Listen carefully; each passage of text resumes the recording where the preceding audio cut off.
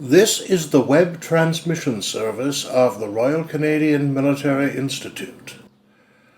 On Thursday, March the 3rd, the 8th day of the war in Ukraine, our Defense and Security Studies program hosted Balkan Devlin, Senior Fellow at the Macdonald-Laurier Institute, speaking on the topic of Canada's foreign policy, what Canadians want now. We take you now to Balkan Devlin and host Dan Eustace. So good evening, everyone. I'm Dr. Daniel Eustace. I'm the director of the Defense and Security Studies program at the Royal Canadian Military Institute in Toronto, although I myself am not actually in Toronto. Welcome to the third event in our Defense and Security Studies speakers program for 2022. We are now living in an extraordinary time. It really gives me pause for thought that when we are talking about defense security studies matters, global affairs, foreign affairs, I've studied war as a student probably for the vast majority of my life in one capacity or another. I served in the military for 30 years. I served in Afghanistan, but quite frankly, the last week is something that I never really expected to see for real. I've studied history. I didn't expect to be living in history, but here we are living in history right now. I was mentioning earlier to our guest, Balkan Devlin, that tomorrow morning I get up very early. I go to Trenton and I participate in an exercise for several days, doing some education and training of Royal Canadian Air Force personnel who may become Air Task Force commanders.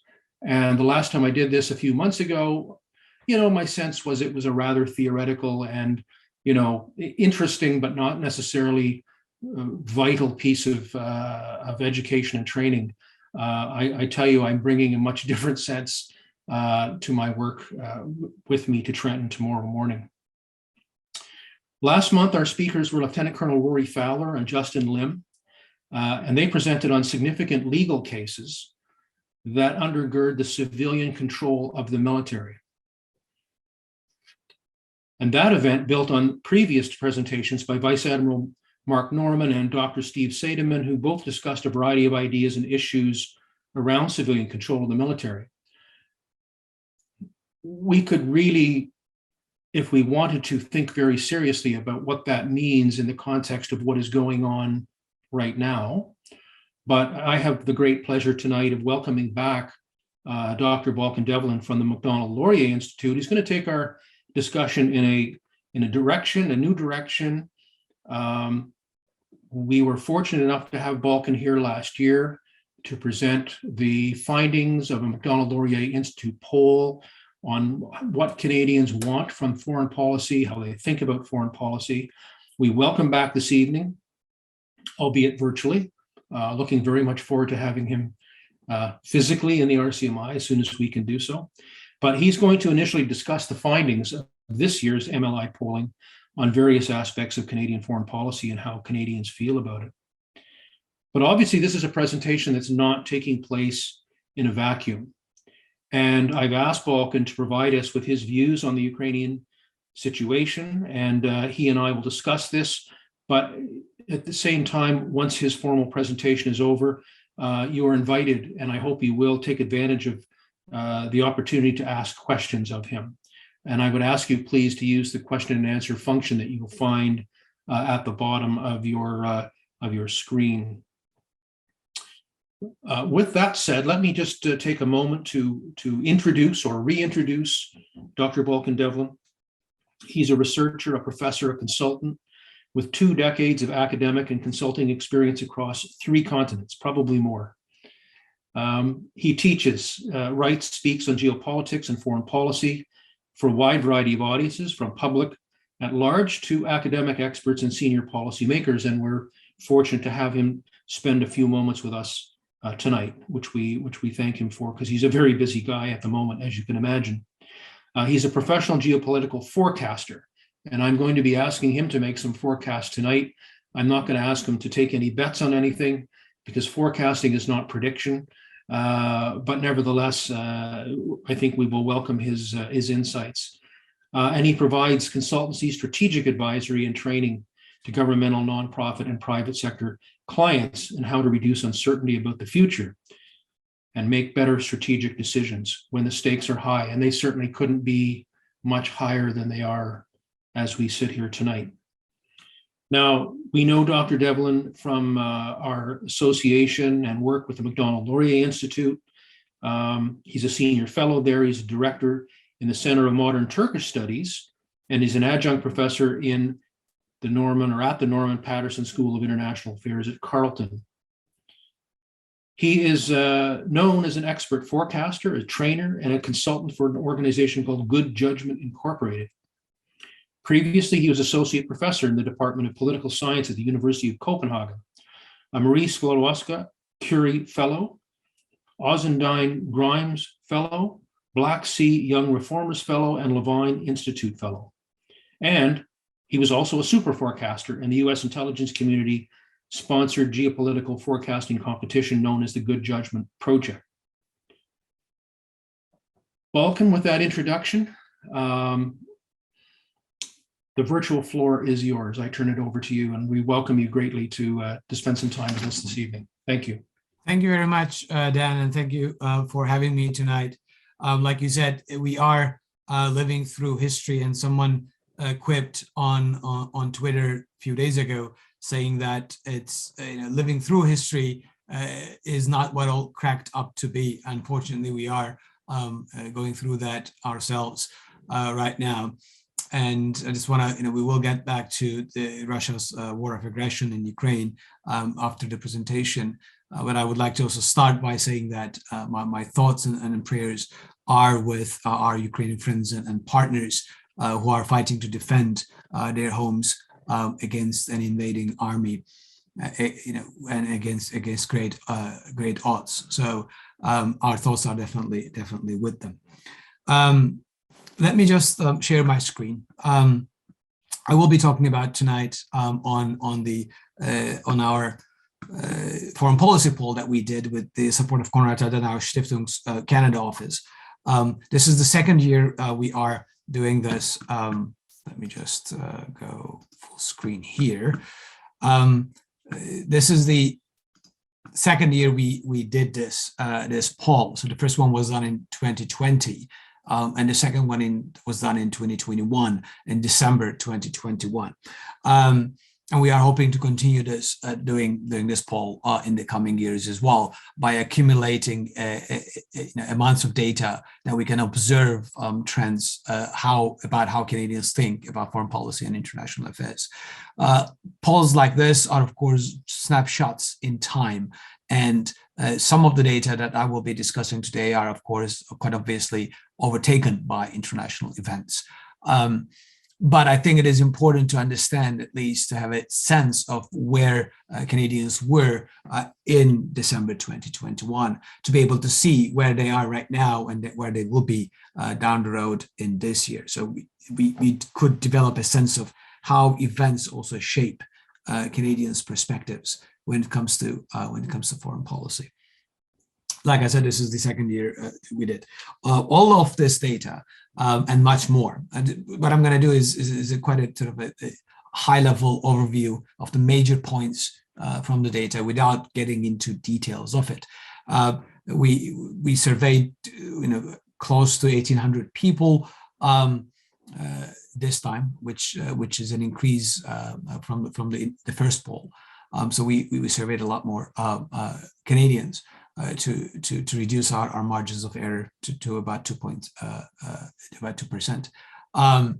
And all of this data and our report, we have a 20-page report that highlights and provides analysis about the data itself, and the full sort of deck of results, over 110 slides, are all available at Macdonald-Laurier's website at macdonald-laurier.ca. If you just Google and get in and wrote the foreign policy poll, you will find it there.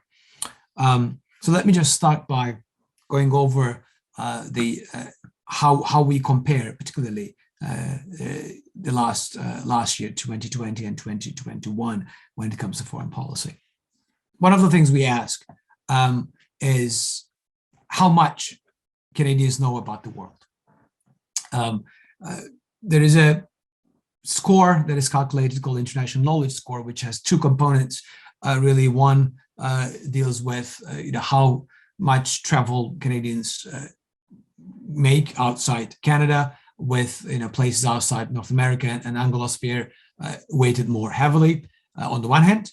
On the other hand, we asked them specific one or two questions actually about current international events from different parts of the world to understand how closely they are following international news, and the combination of that gives us what we call the IKS, the International Knowledge Score. This is how much Canadians know about international politics. So now, if you look at it here, last year the average score was 3.34, right? So almost 1/3 across a 10-point structure, which is generally considered average within that scale. This year, the number is 2.5. Canadians overall, in other words, are less engaged with foreign policy issues, are less paying attention. In 2021, was less paying attention to what is going on in the world. And of course, this changed in the past 2 weeks with Russia's war in Ukraine and elsewhere. But when we did the polling in December 2021, compared to 2020, the average Canadian is less engaged with foreign policy issues and less engaged with the world. There are multiple reasons that we sort of argue for why that might be the case in the report. So if you want to go in, you can read the results on the webpage as well. One thing to notice about the IKS is those who are better informed, in other words, those have higher IKS scores, have stronger views on almost all of the issues that we talk about, either positive or negative, but they tend to have stronger views, and they tend to be a lot less likely to express neutral views compared to those who have lower IKS scores. So how do Canadians view the world? Three things maybe here are interesting to point out. First, we asked how their opinions, how do they think about the world after the COVID-19 crises? When this is over, when the pandemic is over, are you optimistic about the world? Are you pessimistic about the world? Canadians are more optimistic on average in a post-pandemic world. Net positivity rating, 15%. Very optimistic about 11% here. Almost 1/3 of Canadians are moderately optimistic about the world. And this represents really a 21-point improvement from 2020, when we were initially in the pandemic. There were no vaccines at the time when we did the 2020 poll. So naturally, Canadians were more pessimistic about the world. In December 2021, there was a significant improvement about how Canadians perceive the future in a post-pandemic world. So we do have a net positivity here. They're looking, Canadians by and large, even at the, when we had the Omicron wave in December and moving forward, they are still looking at the world in a positive light. We also asked Canadians how influential Canada is Canada in the world stage. About half of Canadians say Canada is moderately influential, and about 14%, 13.6% of Canadians believe that Canada is very influential in the world. When you look at them, combined, 6 in 10 Canadians believe that at least Canada is moderately influential in the world. We also ask how important it is for Canada to be influential, right? How important it is that Canada to be more influential in the world. Whatever your level is, do you think Canada should be more influential than the current stage? And almost 30%, 28.8% of Canadians say it's very important that Canada is more influential in the world. and that almost half of Canadians believe that is moderately important. So when you combine them, over 3/4 of Canadians think that Canada needs to be more influential. It is important, or at least moderately important, that Canada is more influential than it is today. So that, when you combine with the sort of positive view of the world in a post-pandemic area, we can sense that the Canadians are by and large want Canada to play a larger role in the world, and they combine that with an optimistic sense of where we might be going at the time. We then ask a number of questions about our friends and adversaries, a number of countries, and who are our friends and who are our adversaries.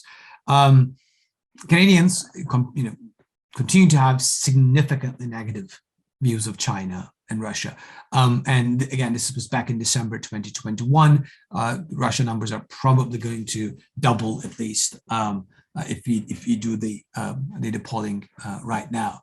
Russia has a negative 31% net impression rating, so positive minus negative views gives you net negative of 31%, and China is the most negatively viewed country by Canadians, minus 47%. And this is also true when you look at the threat scores. That is, Russia and China together are seen as the biggest threats to Canada. China by far the most negatively viewed, as well as the biggest threat to Canada. What is here quite interesting, and I'll come to our allies in a minute, but what's interesting here is the United States. When we asked this question in 2020, the net impression score was minus 44%. Right now it is plus 16% in December 2021. Almost a 60% shift in Canadians' view. And of course, a lot of that is to do with how most of Canadians view with the Trump administration. With the Biden administration, these numbers flip back or switch back to their historical mean, their historical norm, seeing United States as a positive, in a positive way, with a net positive impression scores. But again, that's one of the sort of biggest shifts we saw, a 60-point shift from minus 44% net impression score to plus 16% positive impression score. Among our allies, Australia has the highest net impression score of 58% positivity, very closely followed by Japan, United Kingdom, Germany, and then we have our other allies such as South Korea and partners such as Taiwan having quite positive views viewed by Canadians in a positive light. There's no surprise there. We also ask a number of questions regarding how Canadians view different international institutions. The overall picture didn't really change significantly from 2020, with perhaps the exception of a slight decrease in a net impression score for NATO. It's more about to do with more neutral views of NATO rather than negative views of NATO, I would say, and you can go and look at the data to compare that. Five Eyes remains, like last year, like 2020, remains by far the most positive viewed international organization, with EU and NATO following closely. Others didn't really change much. United Nations have about 35% net impression score, as well as World Health Organization at about 32%. So those numbers roughly remained the same. And interestingly enough, view of international organizations, particularly United Nations, is one of the areas in which we can observe a clear partisan difference. In most of the questions we asked, liberals and conservatives particularly are sharing the same direction when it comes to the answers. Some issues, conservatives have stronger views versus liberals having stronger views, but the direction of the views were more or less the same. UN is perhaps one of the few exceptions where more conservatives view UN in negative terms versus more liberals view UN in positive terms. But it also, like as I suggest, quite a common, cross-partisan understanding of the key issues, which you may not necessarily get if you just follow the news cycle all the time. Despite, regardless of their party affiliation, in other words, Canadians generally share a common view. We also ask a number of questions about our specific transatlantic relationships. We ask how important is Canada's relationship with Europe, and 6 in 10 Canadians believe that. We also ask about the NATO question, but the majority of Canadians believe that this is either very important or moderately important, our relationship with Europe. And we also ask the question in a similar way about should Canada be more active in NATO? And 15% strongly agree with this statement. About half of Canadians agree. So about 6 in 10 overall believe that Canada should be more active within NATO. And I think this would increase with the current war going on in Ukraine, and the importance of NATO becoming much more clear and much more real in the minds of a lot of Canadians here. Five Eyes, like I said, and combined with very positive views of both UK and Australia, and a flip with the United States, continue to be quite an important element. We'll come to that in a minute, and how that constellation of countries, either as Five Eyes or AUKUS or individual positive impression scores, continue to play an important role in the international imagination of Canadians as well. Indo-Pacific is increasingly an important part. So we ask a number of questions when it comes to how Canadians view the Indo-Pacific. Significant majorities support closer relations with fellow democracies in the region, such as Japan, Taiwan, and South Korea. About 64% of Canadians believe that Canada should strengthen ties with Indo-Pacific democracies. Only 17% disagree. If you look at the individual sort of scores here, for example, Japan is the most popular, among the Indo-Pacific nations. Japan is the one that is most, popular. 56% hold positive views. Only 11% have negative views when it comes to the Asian countries. South Korea is also popular with Canadians. Taiwan's popularity remains the same, although about half of Canadians have neutral views on Taiwan. Almost 2.5 times more Canadians have positive views of Taiwan compared to negative views. And of course, Australia here has 66% of Canadians have positive views of Australia. So that's and only 8% have negative views. So those are very, very important numbers. 3/4 of Canadians also within the Indo-Pacific realm support Canada joining the AUKUS agreement between Australia, the UK, and the US, which is generally seen as sort of this nuclear submarine deal, but it is much bigger than that. It is really about emerging technologies and technology transfer and so on and so forth. So it's a very important relationship, and about 3/4 of Canadians really support that. And this is surprising, partly because when this deal was being signed, there wasn't much of a debate of that here in Canada at the time. So that's an important part.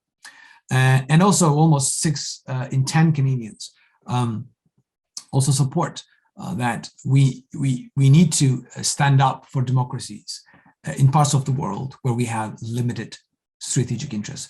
This also ties with the perception of what should Canadian foreign policy priorities need to be, and I'll talk about that in a minute. But this is also quite an important. We deliberately asked the question, would you support? Should Canada stand up for democracies, even if our strategic interests are not at stake? And 6 in 10 Canadians believe that we should do that. And I think that's quite a clear sign in terms of what Canadians broadly believe how Canada should act in the international system. We also asked a number of questions regarding Canada's foreign policy priorities. We started out by asking how important was foreign policy in deciding your vote in the election in 2021. About 18% said it was very important. We could call these people foreign policy voters. For their voting behavior, foreign policy was very important. But about half, 49% of Canadians said that it's moderately important. So when you combine that, you're looking at 2/3 of Canadians putting at least moderate importance on foreign policy issues when they decide their votes. These numbers are higher. The higher your international knowledge score is. This is, of course, higher among immigrants, as well as with immigrant backgrounds, but as well as new Canadians, those who are better educated and more affluent. So the higher you score on those levels, the more foreign policy became an important part. About 83% of, for example, Canadians with immigrant backgrounds or new Canadians, first generation immigrants, say that at least moderately important for them to vote when they're voting. Foreign policy is at least moderately important for them. That's almost double the average Canadian. So those are, I think, important points. We also ask a number of questions about foreign policy priorities and how the government should approach them. We ask about the defense spending. Whether Canada's defense spending should be increased significantly, increased moderately, kept at the same level, or decreased moderately, or decreased significantly. 8 in 10 Canadians want to either maintain it or increase it, defense spending. Right, so we have about more than 1/3 of Canadians are either significant increase or a moderate increase, and at least 4 in 10 Canadians believe we should at least keep it at the same level. So there is public support in that sense to maintain or slightly increase the defense spending. And international developments that we are observing and watching right now, I think, will push these numbers higher as it became much more clear that Canada needs to be able to defend itself as well as its allies, and put our money where our mouth is. We also ask a number of questions about what should be the foreign policy priorities are for the Canadian government, and we give them a number of priorities that and ask them whether they agree with this, whether this is an important thing or not for them. Defending Canadian values like human rights and democracy globally is very important to half of Canadians, and it is moderately important to another 1/3 of Canadians. Pursuing jobs and growth in international markets are, again, 1/3 of Canadians believe that it's very important. Standing up to authoritarian regimes like China, 46% of Canadians believe that that's a very important thing for Canadian government to do. Defending Canadian interests and sovereignty in the Arctic, 42% Canadians believe that that's very important. 42% believe that's moderately important. And defending the interests of Canadian people and organizations abroad, 43%. Now, if you look at across these things, and if you need to sort of rank by very important answers, defending Canadian values like human rights and democracy globally is the most important one, with 50% support, closely followed by standing up and working with our allies to stand up with authoritarian regimes like China at the 46%. These are, again, these priorities and a support for a stronger defense for Canada suggests that overall Canadians largely support a stronger, more principled foreign policy that asserts our interests, stands up for democracy, and works hand in hand with our allies and partners, be it fellow democracies in the Indo-Pacific, be it being more active within NATO and working with our transatlantic allies. Canadians are, and be it whether Canada should be more influential in the world. Canadians are willing to pursue that, and also sort of realize that that requires more investments across the board to do that. But I already spoken quite a bit, and there are other issues that we'd like to discuss. So I'm going to just stop here, and I will put in the chat or in the Q&A, and I will ask the moderators to circulate the webpage where you can find the detailed report, 20-page report, where we go into details of these results, as well as a full result set with, like I said, 120 slides that goes into details and breaks down across different demographics, age, geographic areas, partisan affiliation, income, education levels, so on and so forth, where you can get a much more granular view of how Canadians from different walks of life are thinking about those issues. And very much looking forward to your questions and the debate and discussion to follow.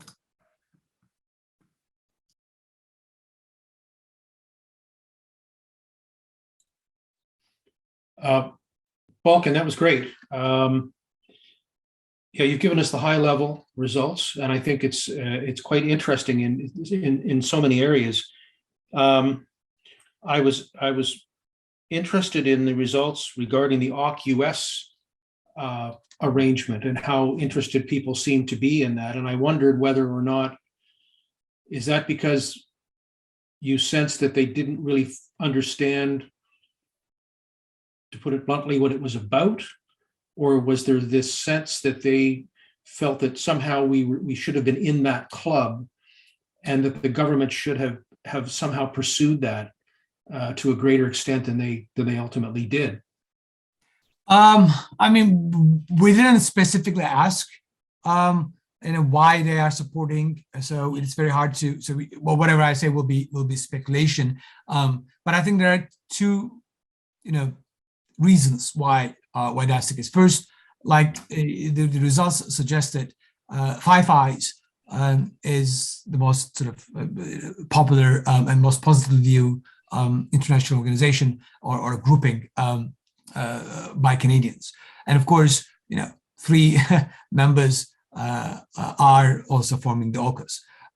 Also, individually, both the UK and Australia have very high levels of positive impression by Canadians.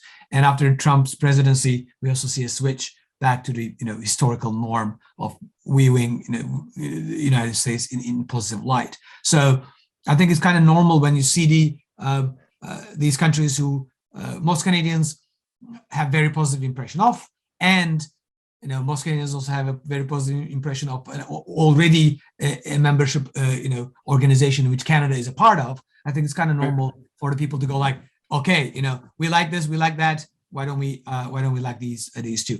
But it's important to ask why that's sort of the issue, and I think it's the sense that it is actually way beyond this sort of just a submarine deal, but it's much deeper sort of relationship between these three countries, and Canada being outside of it is perhaps played a role as well. Right. The other thing that is sort of, to me, surprising, because I still instruct some courses at the Canadian Forces College, and we talk about developing new capabilities and so on and so forth for the Canadian Armed Forces. And when we get into those discussions with the students who are all, members of the Canadian Armed Forces, there's a kind of recurring theme that, well, the reason that, the government doesn't want to spend more money on defense capabilities is because it's not a vote winner.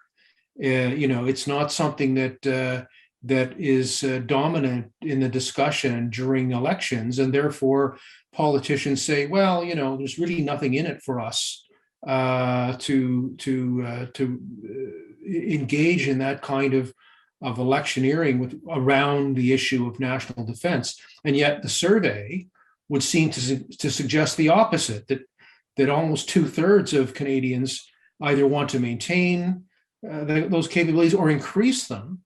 So I just wonder why you think there might be a disconnect somehow between sort of the popular discourse around the idea that, you know, defense and security matters in Canada is not an important vote winning, ballot winning idea, when in fact your surveys would seem to indicate the opposite. I mean, I think there might be, you know, again, this is going to be a bit of a speculation, given the data, but I think there are two ways to conceptualize it. First is this is the received wisdom, and maybe you know, we're not really questioning that received wisdom, and the government or the political parties didn't really try to see whether this is actually a vote gets drawn out. That's number one. So it might be just, we assume, well, Canadians are not paying attention because we are in a very secure place in the world. So there is no constituency for foreign and security policy, and therefore why should we spend resources? And it creates its own cycle. So it's not being discussed by politicians, and therefore it's not made the news, and therefore it's not being discussed by people, and then the politicians would go like, well, nobody's paying attention to it. So it creates its own dynamics. I think that's number one. So so that also opens up an opportunity for policy entrepreneurs and politicians to actually make this increase support for defense capabilities, for example. And another question we didn't ask, but also probably we should ask in the next iterations, is the same thing of improving our foreign policy capacity, and how resources that needs to go to that. And I can imagine in foreign policy, I can imagine politicians taking grabbing this and trying to make a case and an opportunity for them to pursue. The second one is, of course, this is a national poll, in the sense that the way our political system, of course, works is that it's specific ridings with specific issues, and in order to form the government, you really need to flip certain things over another. So it's really, most of the fight, in that sense, electoral fight, goes around those small number of ridings which end up determining it, right? So as a political strategy, unless those ridings have a population that is particularly interested in defense and security, or because of, I don't know, industry or whatever have you, it may or may not be the meaningful political strategy to target those, although it might be popular by and large among Canadians. So I think there is that electoral strategy component, because of the way in which our electoral system works, also plays. And I think our colleagues, I think at the University of Calgary, had quite an extensive polling done last year as well on defense issues. I forget the exact place that was done.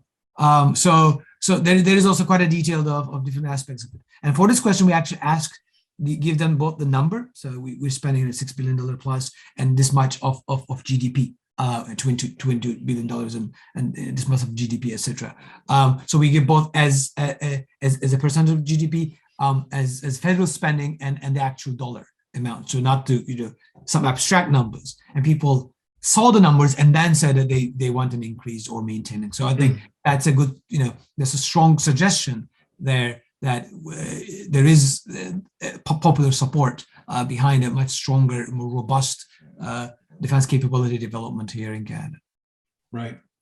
Just to return to the AUKUS agreement, one of our viewers asked the question in regards to that agreement: does Canada not already have close military and technology sharing with the US, UK, and NATO members? I'm not sure if nuclear submarines are a priority for Canada's Navy. And as you pointed out, it went, in a sense, well beyond the nuclear submarine issue, which I think, if I'm not mistaken, sort of had more to do with helping Australia develop that capability, which was significant in terms of where they are physically located in relation to China.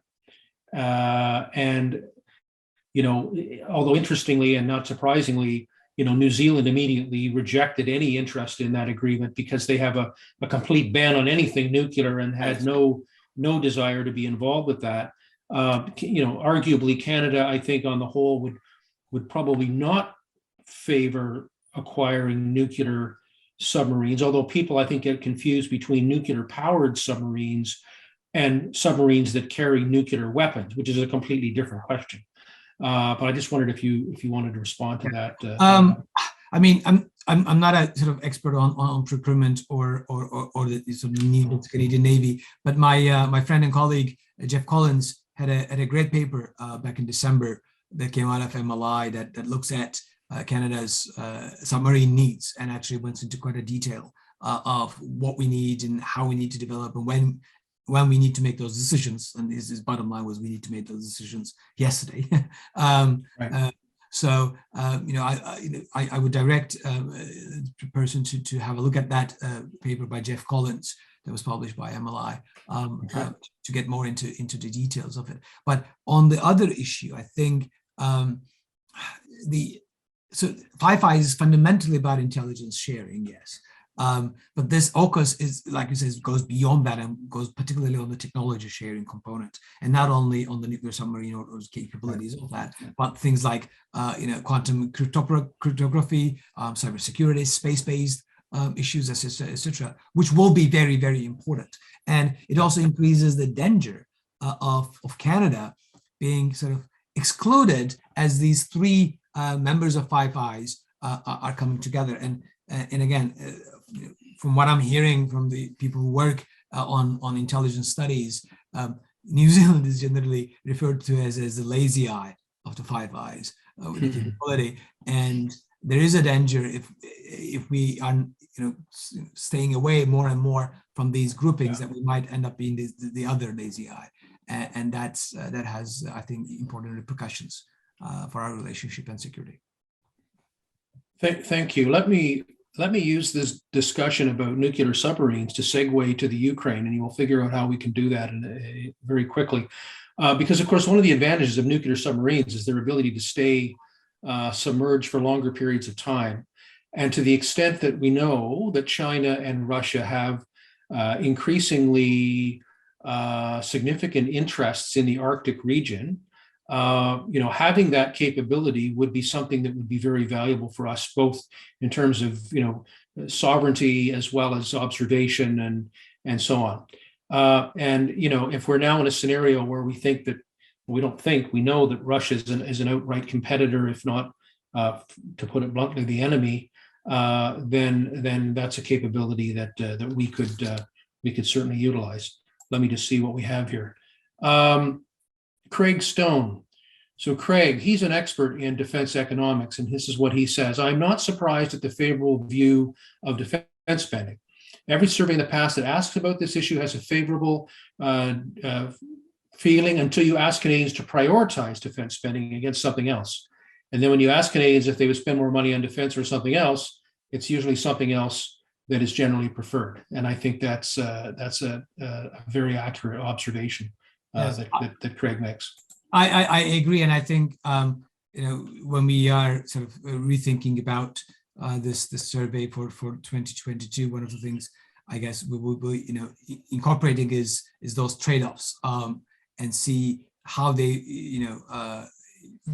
compare to whether people just want it or whether wanting something more means wanting something less. And to see what the true priorities are. So I agree with Craig's assessment. Yeah.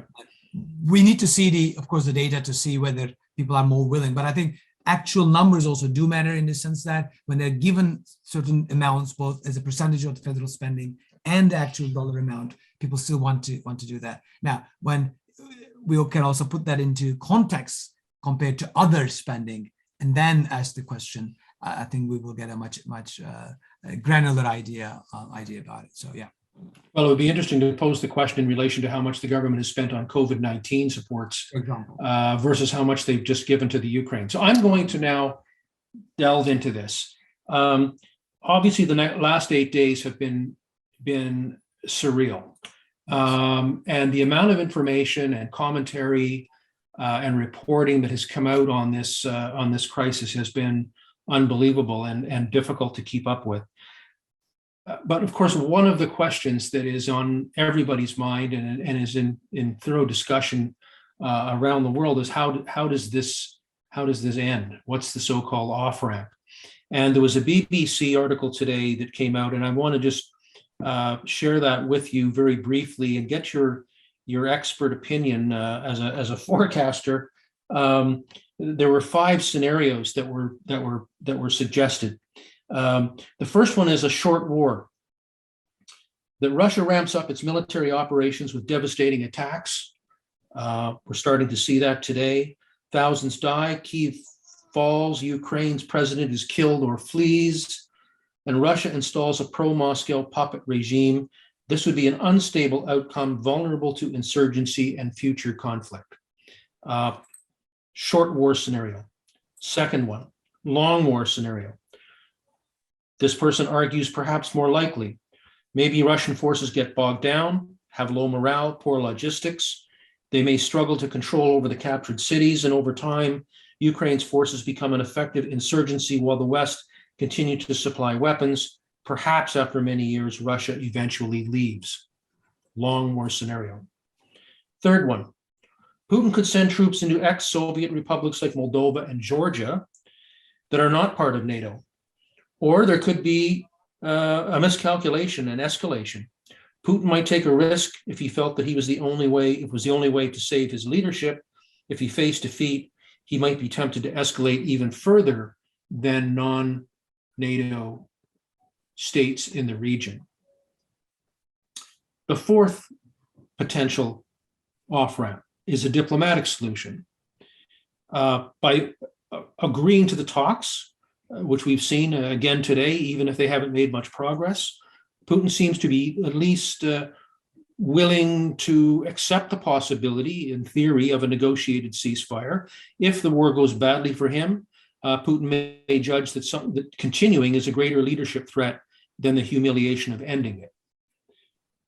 And then the fifth one was that Putin himself is ousted from power as a result of this overreach. That while this seems unthinkable, many things have changed in the recent days. The unthinkable may now be thinkable. If the war is disastrous for Russia, there may be the threat of a popular revolution, and of those who have benefited from Putin may no longer think that he can defend their interests, and so perhaps such an outcome may not be implausible. Short war, long war, European war, diplomatic solution, Putin is gone. Thoughts? I think first, let me, preface what I'm going to say is that we're very, very early in this war. This is not almost just another in a week. This is a major war. It's a major war going on in Europe. It's very hard to forecast from 1 week how this might unfold in 3 months. What I can say is that what I think will not happen, and thus sort of decrease the potential outcomes. I don't expect a very short, overwhelming victory that will be done in a few weeks. That I don't expect. I think it's quite clear that Ukrainians are digging in. Yes, Russians are only in the past couple days increase their shelling of cities, but that comes with a cost, not only military cost, but also morale when it comes to the Russian troops, as well as necessity of increasing repression at home in Russia, as well as increasing Western and world unity. So you are the more they switch to Grozny 94, 99, 2000, or Syria 2015, 2016 kind of scenarios, the bigger the outcry and the pressure from the international community. So that comes with costs. And even with that, it may or may not be successful. Ukraine is a country of 40, 45 million people. Total number of Russian troops there is about 190,000 to 200,000. Apparently, they're not necessarily well prepared. I think there were issues with logistics. One of them is the command and control chain issues. It seems like a lot of the brigades and commanders, etc., were not aware of the true purposes of the war. They were not, so there is a lot of issues. Even it was a very well planned action. It was, very optimistic on the part of Russian military planners that this will be a short one. So I don't think it will be, all the way to Kiev, capture and kill Zelensky, and things are over in a week. I don't think that's going to happen.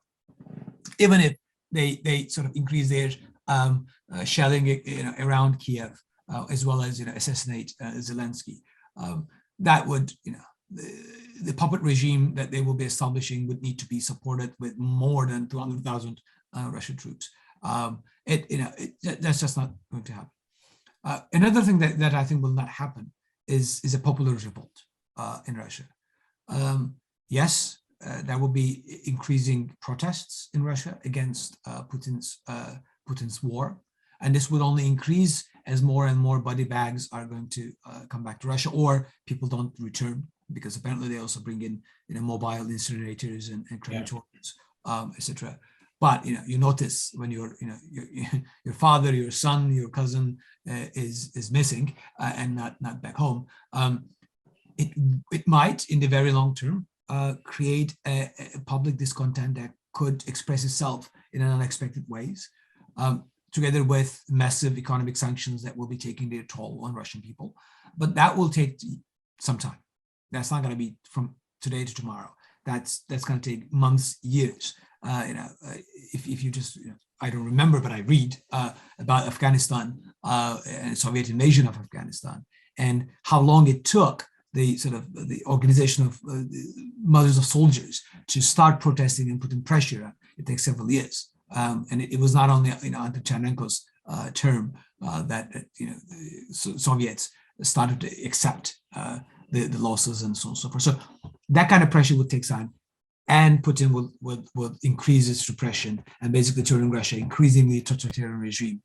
So that will not be easy. What might be more likely is that the very small elite around Putin, together with the oligarchs, might decide that it's time for Putin to go. I wouldn't put a very high probability on that.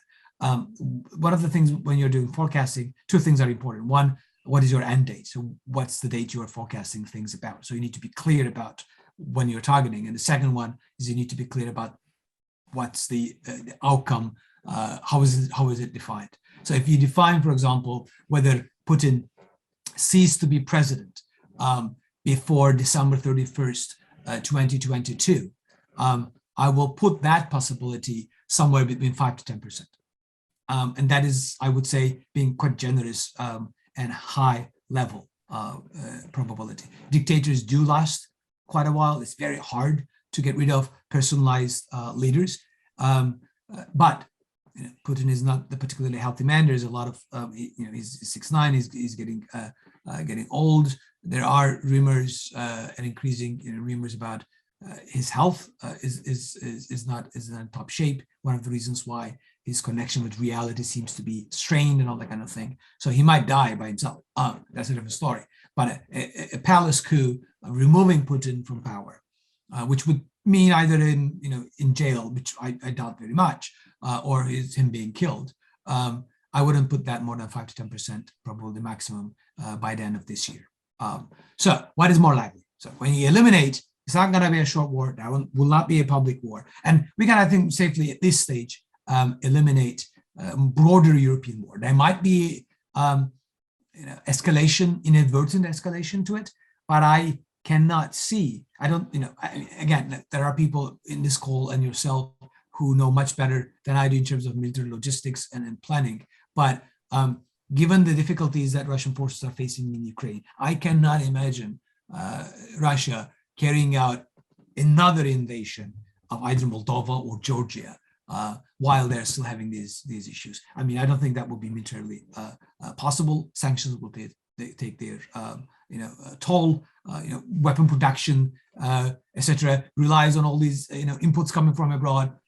Those are things you throw them and you use them and you lose them and all that kind of thing. I don't think there is capacity in that sense to Russia to persecute two more wars or one more war in Europe at this stage. So I think we can decrease that. So what we are left with? What we are really left with, either a low probability of a palace coup moving, but more likely a dragged out war that might lead to some sort of eventual stalemate if we continue to support Ukraine, arm Ukraine, and basically force Russians to abandon their maximalist aims and sit down for a negotiated settlement. But that would take quite a blood, unfortunately. So we're not there yet. I don't think we will be there for a few months. Things will get much worse, I'm afraid, than before it gets better. But some kind of negotiated settlement is a result of a dragged out stalemate, because Ukraine manages to resist with the Western support and deny Russia their maximalist aims of basically vassalizing Ukraine, is the most likely outcome that we'll see. The implication is that we will see much bigger human suffering and humanitarian toll in this conflict, unfortunately.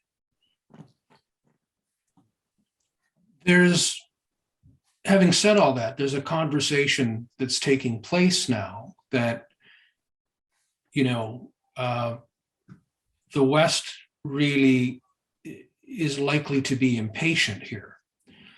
That, to have Western troops sitting in Latvia or Poland and watching thousands of Ukrainians being systematically slaughtered really doesn't sit very well with the publics of those Western nations, and that there will be increasing calls for NATO to intervene directly. And today, for example, there was an interview online with our former CDS General Rick Hillier, who called, very strongly for a no-fly zone. He said, look, it's great to have these sanctions. It's great to have the Ukrainian flag colors up on Parliament Hill. This is all wonderful stuff, and great to have all these other economic, difficulties in terms of companies pulling out. But at the end of the day, none of that is going to really stop the Russian military, which is about 5 times larger than the Ukrainian military and have much more lethal weapons. His argument is, there's a risk to engaging the Russians directly because of obviously the nuclear option that they have. His belief is that Putin doesn't want to kill himself. He doesn't want to destroy the entire country. And his argument is that, hey, if every time, Putin starts to threaten using nuclear weapons and we back off, then we've already lost. He's just going to keep marching across Eastern Europe. And every time we try to intervene, he's going to say, well, wait a minute, I've got nuclear weapons, don't forget. And if that's enough to make us stop, then we've already lost. What's your feeling about that? Do you think that NATO ought to actually, at this point, consider engaging directly? I think we should be creative in how we engage. I mean, I think no-fly zones are politically not feasible and realistic. There's only one country that could create and enforce that. That's the United States. That has the capability to do so. And Biden is extremely clear: no American troops, no American military involvement directly. So that I don't think that's going to fly in the Congress with the Biden administration. And we can claim and want to do those things, but Canada doesn't have the capability to do that. Neither other NATO allies, mostly, right? So the Brits are also quite clear that they're not going to military involved. So I think although I understand the calls for no-fly zone by coming from us and from our Ukrainian friends, I don't think it's a feasible or realistic option. But what we can do, and what we think we should do, is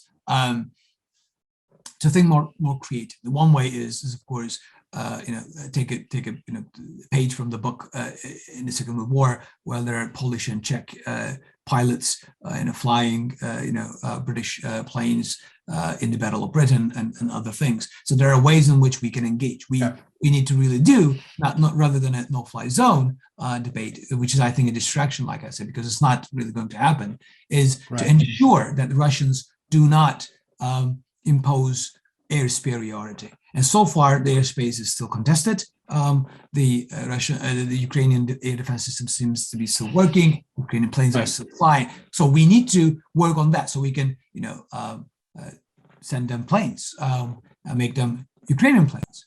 If they start running out of short of pilots, we could have volunteer pilots flying under Ukrainian flag with Ukrainian insignia doing that. We should be sending air defense systems that will be under Ukrainian command, and so rather than NATO troops or NATO command, it should be under. So we should provide much higher level of military assistance and in a creative ways to ensure that the Russians cannot impose a blanket superiority over Ukraine, rather than calls for no-fly zone, which carries the inadvertent escalation risk of NATO. But we could make Ukraine is much more stronger and continue to contest Ukrainian airspace through, leasing and sending and giving planes, MiGs and SUs that Poland and Slovakia and Bulgaria and others have, and the Ukrainian pilots can fly without retraining and all that kind of thing. So we could do things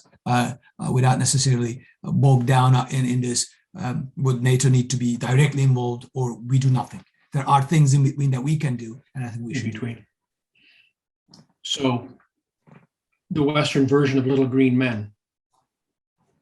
We need to think more creatively about dealing with adversaries and enemies. I think that mindset is also quite important. And if anyone still have any illusions about the nature of Putin's regime, I think this should be the last. This should be the end of it. So we should treat the Putin's regime as it is, as our enemy, and therefore think beyond reactive actions, but we need to think more proactive ways. It's just that 40 mile long set of military Russian vehicles is just such a target rich environment for the U.S. Air Force. Anyways, I guess we won't go there. Ladies and gentlemen, are there any other questions that you would like to ask of Balkan? I'll give you a minute or two to enter them. So we're certainly in a time where there's a great deal of uncertainty as to what's going to happen. I think I have to concur with your conclusion that this is likely to be a more drawn out affair than we would want, not only because of the pain that it's going to extract from Ukraine, but we do, I think, need to be patient. The news cycle. Hey, does anybody know anything about truckers occupying Ottawa? What's that? What about COVID-19? I think we had some kind of a pandemic going on. I don't see any of that in the news cycle. I think there's now, Donald Trump. I think we're very impatient in terms of our, what the public demands of government. We need instant solutions, and we don't have 4 and 5 year drawn out, battles any longer as we did in the Second World War, where people go and we never know whether they're coming back or not. It's just an entirely different security environment. Let me see what we've got. But the wars do continue in the sense that the Syrian civil war is 7 years old now, 10 years old now. Our attentions move away, but I think the destruction and the war continues.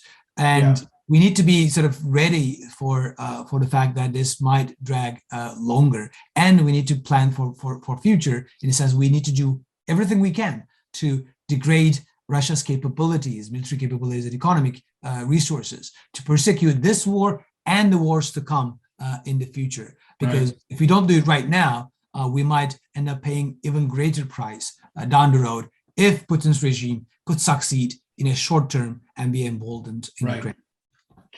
Major General Holman wanted your opinion on why you think Russia was interested in controlling the Chernobyl nuclear reactor. I mean, I don't have a particular insight into it, but one of my guesses is that they might just move on key sites. I don't know why they want to get that nuclear waste under control. They are targeting and trying to capture other nuclear power plants. That might have something to do with cutting off all the electricity and that kind of structures of basically forcing further infrastructure stuff. I don't think they're planning to blow them up. That would be nuts. But I think that might very well be one option. I'm sure there are military planners that have a much better sense of than I do why those critical infrastructure elements are important to capture during the war. Chernobyl, I don't know, frankly. Yeah. I think the answer to the question that's being posed by one of our viewers regarding, Canada's preparing a stronger budget to update our military equipment. The fighter jet purchase seems a bit of a joke now. It seems to be a choice between F-35 or the Swedish fighter jet. I think that this Ukraine scenario is going to cause military planners and leaders to rethink our position. I hope that it does. There was a good article in the CBC, I think today, where it was what we were capable of providing to Ukraine really showed, frankly, the weakness in our Canadian Armed Forces capabilities. I mean, we're giving them, very old equipment that was in storage, some hand grenades and some very small rocket launchers and a few other things. So, but as General Hillier said, it doesn't mean to say we can't go and buy the stuff that they need. We may not want to do that in terms of our own, how we develop our own capabilities. We don't maybe want to buy off the shelf because, of course, it's so linked into economic development in Canada. But when the balloon goes up, you have to go with what you have. Yes. And so we realized that maybe we didn't get caught by surprise, but I don't think anybody is surprised that we didn't really have a great deal of military capability to share. My colleagues Christian Leprecht and Richard Schmuka have been writing about and hammering this idea home for a long while, long time, along with others. And I think if this doesn't really wake up the decision makers, I think we're really in a big trouble. Yeah, I agree with you. Ladies and gentlemen, we've gone past our normal time of an hour because Balkan's commentary has been so fascinating and insightful. So I am going to take the liberty now to wrap up our session, if I may. Let me wrap up by thanking Thanuja, who's our point person tonight from the RCMI office. Thank you very much, Thanuja, for taking the time tonight. Eric Morris, my colleague, who is the Chief of Communications and Publications for the RCMI. And obviously yourself, Balkan, to take the time. I know you've been extremely busy over the past few days, and we really appreciate the fact that you took the time to be with us. As you know, we do video these, we record these presentations, and my colleague Eric will have this one up probably in the next day or so on our YouTube station, so people can watch it when it is more convenient for them. With that, I would like to then end tonight's presentation of the Defense and Security Studies program, thanking Balkan Devlin once again for his insights. We trust your forecast, and we will see what happens over the next few weeks and months, and hopefully we'll have you back again to speak to us again at another future opportunity. We very much look forward to seeing you. This has been another in our series of webcasts produced by the Royal Canadian Military Institute in Toronto as a public educational service. You can find news of upcoming events and links to our webcast archives at www.rcmi.org. On behalf of the RCMI, this is Eric Morse saying goodbye for now, and thank you for joining us.